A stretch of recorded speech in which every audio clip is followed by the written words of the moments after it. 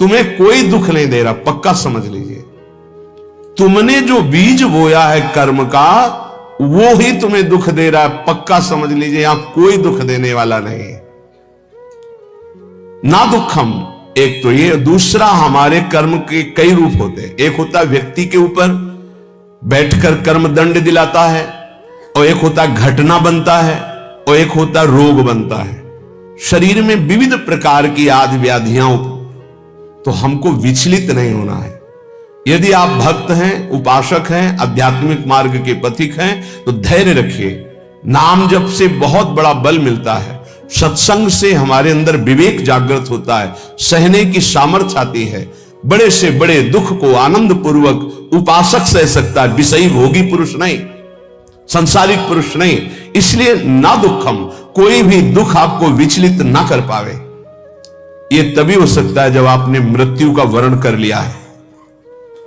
अब तो एक ना एक दिन शरीर छूटेगा ही, भजन नहीं छोड़ेंगे, सतमार्ग नहीं छोड़ेंगे।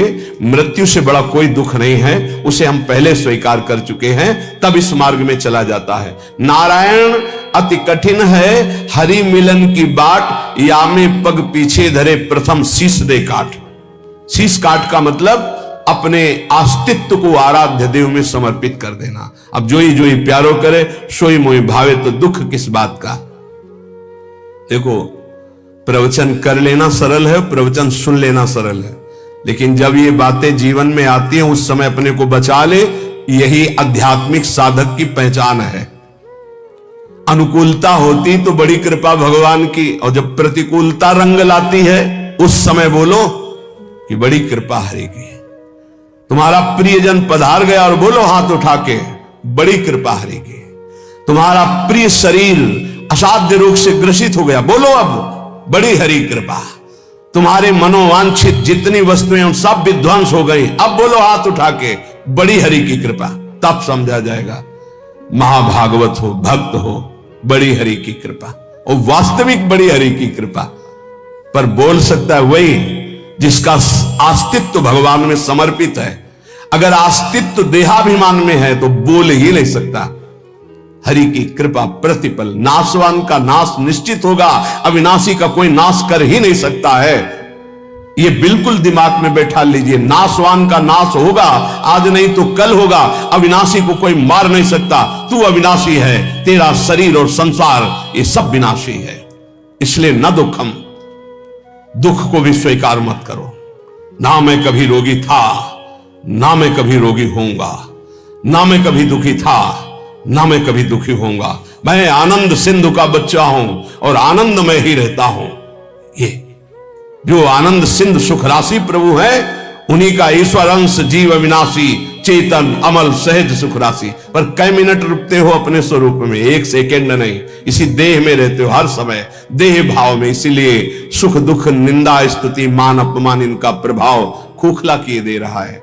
चिंता शोक भय ये जलाए दे रहे हैं। बहुत अपनेपन से कह रहे हैं, अपने लोगों को समझाने के लिए कि हे भाई, ये जो लोक में तुम्हारी इच्छा है कि मेरा नाम हो जाए, मेरी यश कीर्ति हो जाए, मेरा सम्मान हो जाए, मैं सबसे बड़ा बन जाऊं, एक माया का भ्रमात्मक जाल है जिसमें फंसकर तुम नाना प्रकार की योनियों को प्राप्त होगे, मुक्त नहीं हो पाओगे। इसलिए इस लोक ऐषणा का त्याग कर दो। लोक ऐषणा, जो कंचन विजयी होते हैं, कामिनी पर विजय प्राप्त कर लेते हैं, वो भी लोक ऐषणा में गिर जाते हैं। ये बड़ी भारी खाई है माया की, जिसे मान सम्मान कहते हैं, जिसे यश कीर्ति कहते हैं। इसकी चाह में बड़ी बड़ी साधनाओं की बलि चढ़ा दी जाती है, बड़ी बड़ी तपस्याओं को न्यौछावर कर दिया जाता है, केवल अपने नाम के लिए, अपनी प्रशंसा के लिए, अपनी बड़ाई के लिए। हाथ कुछ नहीं लगता।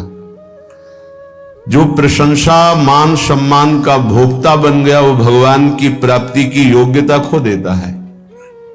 इसीलिए श्रीपाद कह रहे न लोकम, लोक ऐषणा की तरफ अपनी वृत्ति जो जा रही है उसको हटाओ। ये सबके अंदर होती है। कुछ तो ऐसा करूं जिससे लोग हमें जाने। भगवान को तो जानना नहीं चाहते, तुम्हें क्या जान लेंगे। भगवान का तो शब्द नाम जप नहीं पा रहे, तुम्हारा नाम कौन लेगा? कितने बड़े बड़े चक्रवर्ती सम्राट हुए, बड़े बड़े महल, बड़े बलवान, कौन जानता है? बहुत बहुत इतिहास के पन्नों में लिखे पड़े हैं। ये होश में हम विवेक के द्वारा ऐसा साधन करें, ऐसे मार्ग में चले कि भगवान को प्राप्त हो जाए। ये जीवन का परम लाभ है। न लोकम, हमें लोक के मान सम्मान, यश, कीर्ति, प्रतिष्ठा आदि की भी चाह नहीं करनी चाहिए। अगर भगवान को सम्मान देना ही है ना, यश कीर्ति देनी है ना, तो ऐसा प्रदान करेंगे कि आपकी भगवत प्राप्ति भी नहीं रुकेगी और बिस्तरे सब जग विमल कीरति, साधु संगति ना टरे। खास बात रहेगी, आपके जीवन में भारी यश का विस्तार होगा, पर साधु संगति मिलती रहेगी, इसलिए अभिमान नहीं हो पाएगा। वो मान सम्मान आपके तप का नाश नहीं कर पाएगा। यदि भगवान को नाम करवाना है, यश करवाना है, सम्मान दिलवाना है, ये उनका विषय है। अपने तो दैन्य रहे, अपने तो सम्मानम कल्याति घोर गरणम नीचापमानम सुधा, सम्मान को विष समझे और नीच पुरुषों द्वारा किए हुए अपमान को अमृत समझे, तब राधा माधव में प्रीति होती है। क्योंकि देहाभिमान ही प्रीति में बाधक है। जब हमारा सम्मान होता है तो देहाभिमान पुष्ट होता है, और जब अपमान होता है तो भगवान की शरणागति पुष्ट होती है। ये सिद्धांत है, ये बाहरी बहिर्मुख पुरुष नहीं समझ पाएंगे। कोई हमारा अपमान करे तो हमें लाभ मिलेगा, छाती जलती है, उसको तो दंड देना चाहिए जो अपमान करे, यह अज्ञान है। ये परमार्थ का मार्ग नहीं है। आप जहां बैठे हैं, जो सुन रहे हैं, ये शुद्ध अध्यात्म है, भगवत मार्ग है। इसलिए न लोकम, लोक की भी मान बढ़ाई, यश कीर्ति की चाह ना करे, तो राधा माधव के चरणारविंद की तरफ उसकी मन और बुद्धि की गति होने लगेगी। या ऐसा समझ लीजिए कि मन और बुद्धि में राधा माधव आकर विराजमान हो जाएंगे। आप विचार कीजिए, जिन्होंने अपने एक संकल्प मात्र से अनंत ब्रह्मांडों की रचना कर दी, वो मायाधिपति, ऐश्वर्य, समग्र वैभव, ज्ञान समुद्र, वैराग्य समुद्र, प्रेम समुद्र भगवान हमें मिल जाएंगे, फिर हमारे लिए दुर्लभ क्या रह गया? ये अनंत ब्रह्मांड तो उनकी एक संकल्प वृत्ति मात्र से प्रकट हो, ऐसे भगवान हमारे हो जाएंगे, तो हमारे पास कमी क्या रहेगी? जाके रामधनी वाके कौन कमी? जब प्रभु हमारे हो गए तो फिर कुछ पाना बाकी नहीं रहता, सब कुछ मिल गया। अभी अल्प बुद्धि होने के कारण ऐसा लगता है हमें इस भोग की आवश्यकता है। अगर लक्ष्मीपति भगवान स्वयं मिल जाए तो आवश्यकता ही खत्म हो जाएगी। स्थिति आ जाती, सकल कामनाहीन जे राम भगति रस लीन, कोई कामना ही नहीं रह जाती। आप कामनाओं में सुख ढूंढ रहे हैं, और जबकि कामनाओं में सुख की आकांक्षा करके कर्म करते हुए दुख भोग रहे हैं, इसका मतलब सही मार्ग नहीं है। निष्कामता में जो परम सुख है वो केवल अध्यात्म मार्ग का पथिक ही समझ पाता है। संसार मार्ग का पथिक तो सकामता में ही भटकता रहता है। आगे कह रहे, न धर्मम, जो धर्म देह से संबंध रखता है, लोक से संबंध रखता है, उसका जब हम पूर्णतया पालन करते हैं तो परम धर्म की प्राप्ति होती है। परम धर्म त्यज लोक धर्मान, लोक धर्मों का त्याग करने पर परम धर्म की पूर्ति होती है। सावै पुंसाम परो धर्मो यतो भक्ति अधोक्षजे, भगवान श्री हरि में प्रेम लक्षणा भक्ति हो जाना ये परम धर्म है, और लोक धर्म का ठीक निर्वाह करने का फल है परम धर्म, प्रभु के चरणों में भक्ति हो जाना। नहीं तो आपसे सच्ची कहते हैं, ये देहाभिमान बड़े बड़ों में झलकता रहता है। मैं अमुक, मैं अमुक, मैं अमुक, मैं अमुक, दूसरे की निंदा, अपने मुख से प्रशंसा, जो अध्यात्म के बिल्कुल विरुद्ध है, वो बना रहता है। बड़ा ज्ञान है शास्त्रों का, पर ये जब वाणी खुलेगी तो किसी न किसी की निंदा होते पाया गया है। वो तो अमुक जाति के थे, वो अमुक अमुक ऐसे ऐसे। अरे जो सत्य वस्तु है उसको क्यों नहीं जाना जा रहा? एक ही सच्चिदानंद भगवान अपने स्वरूप का विस्तार किए हुए हैं, वही है, दूसरा कोई नहीं है। मत्ता परतरम नान्यत किंचित् अस्ति धनंजय। गीता जी कह रही हैं, भगवान श्री कृष्णचंद्र जी के वचन हैं, मेरे सिवा हे अर्जुन किंचन मात्र कोई वस्तु नहीं। फिर किसकी निंदा की जा रही? लोक धर्म की महत्ता है परम धर्म की प्राप्ति में। यदि लोक धर्म का पालन कर रहे हैं, परम धर्म की प्राप्ति नहीं हुई, तो सो सब धर्म कर्म जरि जाओ, जहां न राम पद पंकज भाऊ। वो सब धर्म कर्म में आग लग जाए जिससे भगवान के चरणों में प्रीति न उत्पन्न हो पावे। क्या उस धर्म कर्म का जो प्रेम न प्रकाशित कर दिया? जिससे प्रेम प्रकाशित हो वही धर्म है। इसलिए कह रहे कि इस लोक धर्म में ज्यादा अर्झो मत। क्या लोक धर्म है? मैं अमुक जाति का हूं, मैं किसी का पति हूं, किसी का पुत्र हूं, किसी का पिता हूं, किसी का अमुक अमुक अमुक। ठीक है, इन धर्म का पालन करो भगवत भाव से और भागवत धर्म में स्थित हो जाओ, यही इसकी मानता है। अगर केवल इतना ही करते रहे और प्रभु के चरणों में प्रीति नहीं, तो विश्वास कीजिए आपके हाथ में जो सत्य वस्तु प्राप्त करने के लिए मानव देह लगी थी, कुछ नहीं लगेगा। ये बहुत बार पति पुत्र परिवार ये सब खेल लाखों करोड़ों बार हो चुके हैं। हाथ आज क्या लगा है आपके? फिर वही नई सृष्टि, नया पढ़ाई, नई नौकरी, नई बैंक बैलेंस, फिर मरो फिर नया वही। कब तक चलता रहेगा? इसलिए न धर्मम, हम ऐसे धर्म को बराबर जीवन में पालन करें जिससे परम धर्म प्रकट हो। वो धर्म किस काम का जो परम धर्म से वंचित कर दे। इसलिए पति में भगवत भावना, पत्नी में भगवत भावना, पुत्र में भगवत भावना, माता पिता में भगवत भावना, अब ये आपको भागवत धर्म में स्थित कर देगा। मोह से तो सब कोई अपने परिवार में आसक्त है, भगवत भाव से तब बात बनती है। श्रीपाद कह रहे न गे हम, घर में विशेष आसक्ति मत करो। घर में श्री ठाकुर जी विराजमान कर लो, घर को ठाकुर जी का महल समझो, आप अपने को सेवक समझो, परिवार वालों को ठाकुर जी के जन समझो। नाथ सकल संपदा तुम्हारी, मैं सेवक समेत सुत नारी। तुम्हारा घर ही तीर्थ हो गया, तुम्हारा घर ही भगवान का मंदिर बन गया। जो रसोई में बने सबसे पहले ठाकुर जी को अर्पित करो। देखो तुम्हारा जीवन कितना उन्नति में, कितना शांत, कितना सुखद जीवन हो जाएगा। पापाचरण ही अशांति दुख क्लेश देते हैं, धर्माचरण ही सुख शांति देता है। कभी कभी भ्रम हो जाता है, धर्माचरण करने वाले में बड़ी दुख विपत्ति देखी जाती है और पापाचरण करने वाले में बड़ी उन्नति देखी जाती है। तो इसका आंतरिक रहस्य है कि अभी ये धर्माचरण कर रहा है, पीछे उसने जो पापाचरण किए हैं उनका फल लागू हो चुका है उसके ऊपर, इसलिए धर्माचरण करते हुए वो दुख भोग रहा है। और जहां दुख पापाचरण द्वारा प्रदत्त खत्म हुआ और इसके धर्म का प्रभाव आएगा, ये चमक उठेगा, इसका जीवन आनंदमय हो जाएगा। और जो पापाचरण करके उन्नति को दिखाई दे रहा है, उसका पुण्य फल लागू हो चुका है। जहां पुण्य नष्ट हुआ और वर्तमान का पाप और भूत का पाप दोनों जुड़ेंगे तो ये नष्ट हो जाएगा। इस रहस्य को समझें।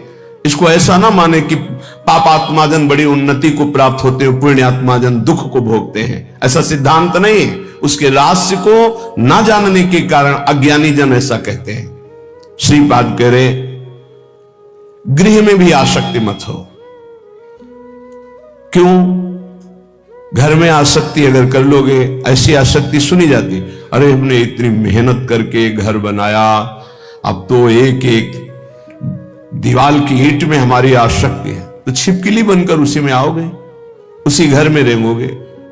अरे भाई, जब ये घर अपना नहीं है, पांच भौतिक, ये छूट जाता है, इसको आग लगा दी जाती है, तो और कौन सा घर अपने साथ चलेगा? इसलिए जैसे हम रह रहे हैं, घर ठाकुर जी का है, सेवक हैं, अपना समय व्यतीत कर रहे हैं, भगवत प्राप्ति के लिए मानव देह मिला है तो धर्म पूर्वक आचरण करते हैं, नाम जप करते हैं, धर्म पूर्वक धन कमाते हैं, परिवार रूपी भगवान की सेवा करते हैं, घर में भगवान विराजमान, मकान भगवान का। जैसे भक्तजन अपने मकान का नाम प्रिया कुंज, श्यामा कुंज, ये प्रियाजू का कुंज है, ये श्यामाजू का है, हम तो सेवक हैं। तो घर की अहम वृत्ति, मम वृत्ति का नाश हो गया। एक एक बात को समझ जाओगे तो भगवत प्राप्ति बहुत सरल हो जाएगी। न लोकम, न धर्मम, न गेहम और न देहम। ये शरीर जिसको हम इतना प्यार करते हैं कि मैं मानते हैं, ये केवल क्लेश ही क्लेश दे रहा है। यदि भजन ना हुआ तो इसका कोई महत्व नहीं। कहां गई हमारी वो बाल्यावस्था, कहां गई हमारी यौवन अवस्था। नाना प्रकार से इसको दुलार किया, इसको प्यार किया, इसको मैं माना, और ये दुख ही दुख दे रहा है, प्रतिक्षण क्षीण हो रहा है, ये नष्ट हो जाएगा। आज दिखाई दे रहा है चलता फिरता बोलता, कल इसका अस्तित्व ही नहीं रहेगा, मिट्टी में मिल जाएगा। इसलिए इस देह का अभिमान मत करो। ये देह तुम्हारा अविनाशी नहीं है, कुछ समय का है। बहुत होश में, बहुत होश में। इससे पाप मत करो, किसी को दुख मत दो, मनमानी आचरण मत करो, शरीर पोषण के लिए अन्य जीवों की हत्या करके मांस मत खाओ, प्रमाद स्थिति पागलपन बढ़ाने के लिए शराब मत पियो। ये वो बुद्धि भ्रष्ट कर देती है जो नरक ले जाती है। पराई माता बहनों की तरफ गंदी दृष्टि, पापात्मा का भाव मत करो। ये मनुष्य देह केवल पवित्र आचरण करके, धर्माचरण करके भगवत प्राप्ति के लिए मिला है सबको। इसमें ऐसा नहीं कि अमुक प्राप्ति नहीं कर सकता, नहीं। कोई भी हो, पुरुष हो, स्त्री हो, बालक हो, बूढ़ा हो, कोई भी वर्ण का हो, कहीं का भी हो, कैसा भी हो, सबको चांस है भगवत प्राप्ति का। मानव देह मात्र को अधिकार है भगवत प्राप्ति करने का, क्योंकि अन्य योनियों में विवेक नहीं होता, इसलिए वो उपदेश धारण नहीं कर सकते, वो भजन साधन नहीं कर सकते। हां, भगवत कृपा से यदि संयोग बन जाए तो अन्य योनियों में भी कल्याण हो जाता है। जैसे कोई बहुत बड़े भागवत के घर का कुत्ता ही सही, वो दरवाजे पे बैठा, खूब नाम कीर्तन हो रहा है, ठाकुर जी का भोग लगा, आरती हुई, उसको भी प्रसाद मिल रहा है, वो नाम कीर्तन से उसका कल्याण हो जाएगा। भगत के घर के पशु पक्षियों का भी कल्याण हो जाता है। ऐसा कहीं बिरला ही संयोग बैठता है, नहीं तो मानव देह में ही भगवत प्राप्ति होती है।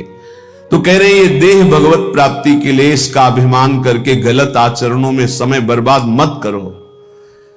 जब आपके अंदर करने की शक्ति तो अच्छा करो, बोलने की शक्ति तो अच्छा बोलो, देखने की शक्ति तो अच्छा देखो। बुरा क्यों करते हो? बुरा का फल बुरा ही होगा। तो मानव देह बुराई मिटाने के लिए मिली, बुराई बढ़ाने के लिए नहीं मिली। बहुत अपने लोग अपनी महिमा को नहीं समझ पा रहे हैं, दूसरों से आशीर्वाद मांगते घूमते हैं। किसी का आशीर्वाद क्या करेगा यदि हम अपने आचरणों को ना सुधारें, हम अपने को प्रभु के भजन में ना लगाएं, हम शास्त्र आज्ञा से ना चलें, तो दूसरे का आशीर्वाद लागू ही नहीं होगा, लागू ही नहीं होगा। आप हमारी बात को पकड़िए। और यदि आप धर्म से चल रहे हैं, नाम जप कर रहे हैं, पवित्र जीवन है, तो किसी से आशीर्वाद मत मांगो, सबका आशीर्वाद मिल जाएगा। विश्वास कीजिए। सुर नर मुनि प्रसन्नता ऊपर, सोई विजयी विनयी गुण सागर, तासु सूजस त्रैलोक उजागर। जितने सुर नर मुनि सब उस पर कृपा करेंगे जो धर्म से चलता है, जो भगवान नाम जप करता है। अगर धर्माचरण का त्याग कर दिया जाए, अपवित्र पापाचरण किया जाए, तो कोई नहीं बचा सकता। रावण ने किसकी आराधना नहीं की? विचार करके देखिए। बड़ा विद्वान था, भगवान शंकर की खूब आराधना की, बड़े उच्च कोटि की आराधना की, लेकिन आचरण सही नहीं थे। तो क्या नहीं मिला उसको भगवान शंकर की कृपा से? लेकिन सर्वस्व नाश हो गया, रहा न को कुल रोव निहारा। आचरणहीन हो गया, धर्म भ्रष्ट हो गया, मनमानी आचरण। इसीलिए श्रीपाद कह रहे कि आप अपने शरीर का अभिमान करके आचरण भ्रष्ट मत हो जाइए। आचरणों को सुधारिए। तुम्हारा शरीर अविनाशी नहीं है, एक सीमित समय के लिए आया हुआ है। ये दिमाग में बैठा लीजिए। इसको जाना है, इसको छोड़ना है, शरीर को नष्ट होना है, आज नहीं तो कल। इसलिए ऐसे आचरण कर लो कि तुम्हारी उन्नति हो जाए, तुम दुर्गति से बच जाओ, तुम्हारा पुनः जन्म अन्य योनियों में ना होकर भगवान के धाम में दिव्य रूप से निरंतर अनंत काल तक के लिए सुख भोगो। श्रीपाद कह रहे न निंदाम, किसी की निंदा मत करो, क्योंकि दूसरे की निंदा करने से उसके पाप अपने ऊपर आ जाते हैं। क्यों बेमतलब में पाप की पोटरी बांध रहे हो? पर निंदा के किए ते आवत नहीं कछु हाथ, मूर्ख पर्वत पाप को ले चल अपने साथ। दूसरे की निंदा करने से अपने को मिलता कुछ नहीं है, उसका पाप हमारे ऊपर आ जाता है। बेमतलब पाप की पोटरी, दुख का कारण आप बना रहे हैं। दूसरे की निंदा करने से आप उसको नीचा दिखा पाएंगे क्या? नहीं। अगर वो नीच है तो खुद नष्ट हो जाएगा, अपना उसका कर्म ही उसको नष्ट कर देगा। किसी को कोई नष्ट नहीं कर सकता, उसका कर्म नष्ट करता है। को ना काहू के सुख दुख कर दाता, निज कृत कर्म भोग सुनु भ्राता। हे भाई, यहां कोई किसी को सुख दुख नहीं देता, अपना कर्म ही दूसरे की खोपड़ी में बैठकर जबरदस्ती हमारा मंगल करवा देगा। हमारा कर्म, हम क्यों किसी की निंदा करके अपने पापों को बढ़ाएं? इसलिए ना निंदा, मना कर, किसी की भी निंदा मत करो। और कह रहे ना स्तुतिम, किसी की स्तुति भी मत करो, प्रशंसा। क्यों? क्योंकि किसी व्यक्ति के गुण से प्रभावित होना संसारिकता है। गुणमानी संसार, सेवकवाणी, गुणमानी संसार और सकल गुण प्रीत बिन। अगर कोई बहुत अच्छा आचरण कर रहा है, भगवान की कृपा है, उसमें भगवान की शक्ति विराजमान, हम उसको नमस्कार करते हैं, व्यक्ति को नहीं। हम व्यक्ति की प्रशंसा नहीं करते, हम प्रभु की प्रशंसा करते हैं। प्रभु ने इसे योग्य बना दिया, बस। अगर किसी व्यक्ति से हम प्रभावित होते हैं तो प्रभु से प्रभावित होने वाला महत्व अंदर जो बैठना चाहिए कि सर्वलोक महेश्वर भगवान हमारे स्वामी हैं, यह हट जाएगा। हमें भगवत भाव की प्रशंसा करनी, ना कि किसी व्यक्ति के पद की, गुण की नहीं। सर्वलोक महेश्वर भगवान कृपा किए हैं, उसको ये सामर्थ्य दिए हैं। जितने अंश में सामर्थ्य दिए हैं उतना वो प्रभावशाली है। पर हम व्यक्ति की नहीं, हम भगवान की तरफ देखते हैं। भक्त का लक्षण होता है वो भगवान की तरफ देखता है, वो व्यक्ति की तरफ नहीं। तो हमारी कोई बहुत बड़ाई कर दे, भलाई कर दे, कोई वस्तु दे दे, कोई मनोनुकूल कार्य कर दे, तो हम श्री भगवान की तरफ देखते हैं, प्रियाजू की तरफ देखते हैं, उस व्यक्ति की तरफ नहीं देखते कि धन्यवाद आपने, ये संसारिकता है, आपने बहुत बड़ा काम कर दिया, धन्यवाद। नहीं, जय हो प्रियाजू की, इसको निमित्त बनाकर प्रियाजू ने कार्य करा। हमारी आसक्ति प्रियाजू में, किसी व्यक्ति में नहीं। जीवन में यह सिद्धांत समझ लीजिए, यदि व्यक्ति से आसक्त होंगे तो इष्ट का भरोसा छूट जाएगा। फायदा क्या हुआ? कोई भी कितना हित करे, कितना भी हमारा मंगल करे, हम धन्यवाद नहीं देंगे, हम जय बोलेंगे, हमारे प्रियालाल की जय हो, उन्होंने इसे निमित्त बनाकर कराया है। जय हो प्रियालाल। हम उस भगवत स्वरूप को प्रणाम करते हैं, व्यक्ति नहीं, गुण नहीं, ये प्रियालाल की कृपा। देखो गोस्वामी जी से कह रहे, तात सुनहु माया कृत, गुण अरु दोष अनेक, गुण या उभय न देखे, देखी सो अविवेक, गुण या उभय